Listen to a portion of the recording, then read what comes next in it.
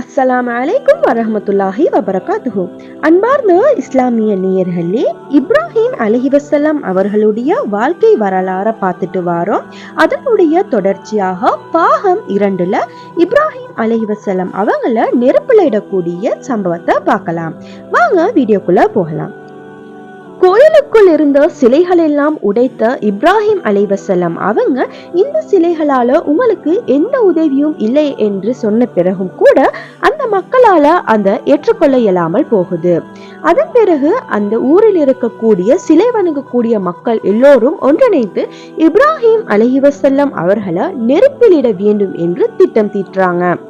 இதனுடைய முதல் கட்டமாக அந்த ஊரில் இருக்கக்கூடிய சிலை வணங்கக்கூடிய அனைத்து இறை மறுப்பாளர்கள் அனைவரையும் ஒன்று சேர்த்து உங்களுடைய கடவுளுக்கு ஒரு சேவை செய்வது போல நெருப்பிற்கான விறகுகளெல்லாம் சேகரித்து கொண்டு வாங்க என்று உத்தரவிடப்படுது.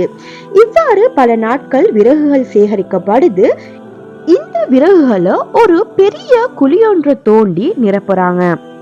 அவ்வாறு நிரப்பப்பட்ட விறகுகளை பல நாட்களுக்கு எரிய விடுறாங்க.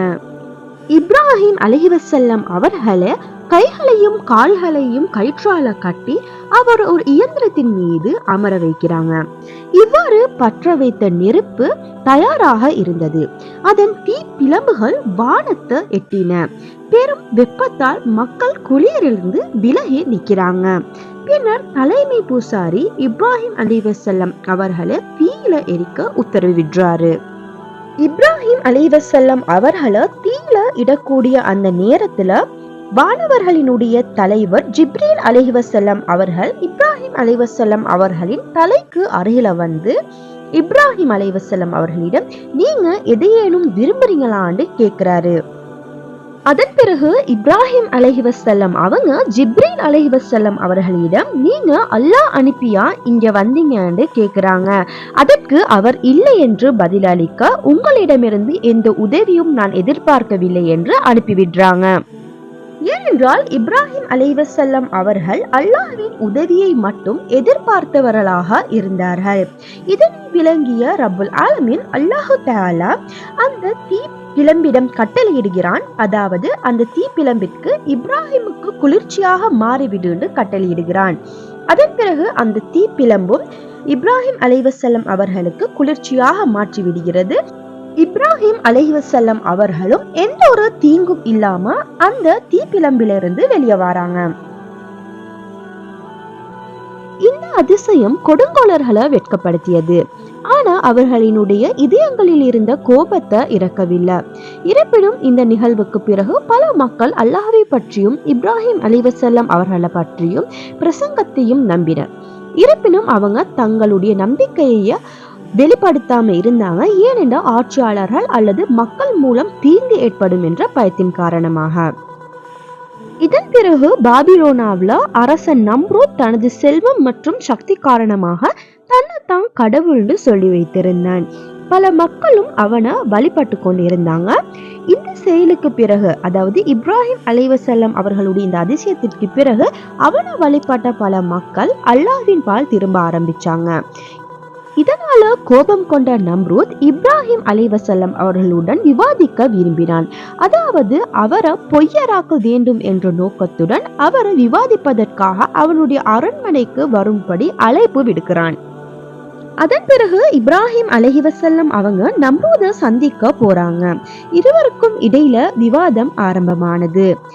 நம்ரூத் இப்ராஹிம் அலைஹிவஸல்லம் அவர்களிடம் உங்களுடைய இறைவன் யார்னு கேட்க இப்ராஹிம் அலைஹிவஸல்லம் அவங்க எவன் உயிர் கொடுக்கிறானோ எவன் மரணமடைய செய்கிறானோ அவனே என்னுடைய ரப் என்று சொல்றாங்க. அதற்கு நம்ரூதும் நானும் உயிர் கொடுக்கிறேன், நானும் மரணமடைய செய்கிறேன் என்று பதிலளித்தான். அப்பொழுது நம்ரூத் தன்னுடைய அடிமைகள் இருவரை அழைத்து கொண்டு வரும்படி உத்தரவிடுகிறான். இவ்வாறு அழைத்து வரப்பட்ட அடிமைகள்ல ஒருவனை கொன்றுவிடும்படி கட்டளையிடுகிறான். ஒருவனை கொன்று விடுகிறாங்க, மற்றொருவனை கொன்று விடும்படி கட்டளையிடுகிறான். கொல்லும் போது அவனை விட்டு விடுமாறு சொல்கிறான். அதன் பிறகு நம்ரூத் இப்ராஹிம் அலைஹிவஸல்லம் அவர்களிடம் பார்த்தீங்களா, நான் ஒருவனை உயிர்ப்பிக்க செய்தேன், இன்னொருவனை மரணிக்க செய்தேன் என்று சொல்லுவான். ஆகையால நானே கடவுள் என்பான் நம்ரூத். அதற்கு இப்ராஹிம் அலைஹிவஸல்லம் அவர்கள், திட்டமாக அல்லாஹ் சூரியனை கிழக்கு திசையில் உதிக்க செய்கிறான், நீ அதை மேற்கு திசையில் உதிக்கும்படி செய் என்று கூறுவாங்க. நம்ரூதுக்கு என்ன சொல்வது என்ன செய்வது என்று தெரியவில்லை. நம்ரூதும் மௌனம் சாதித்த பிறகு அவர்கள் இப்ராஹிம் அலைஹிவஸல்லம் அவர்கள் மாளிகை விட்டு வெளியேறினார்கள். பின்னர் நபி இப்ராஹிம் அலைஹிவஸல்லம் அவர்களின் உண்மை நாடு முழுவதும் பரவியது. மக்கள் அவரது அதிசயம் பற்றியும் நெருப்பிலிருந்து அவர் உயிர் பெற்றது பற்றியும் ராஜாவுடனான அவரது வாதம் பற்றியும் பேசத் தொடங்கினார்கள். இத்தோடு நபி இப்ராஹிம் அலைஹிவஸல்லம் அவங்கள நெருப்பு குண்டத்துல இட்ட சம்பவம் முடிவடைது.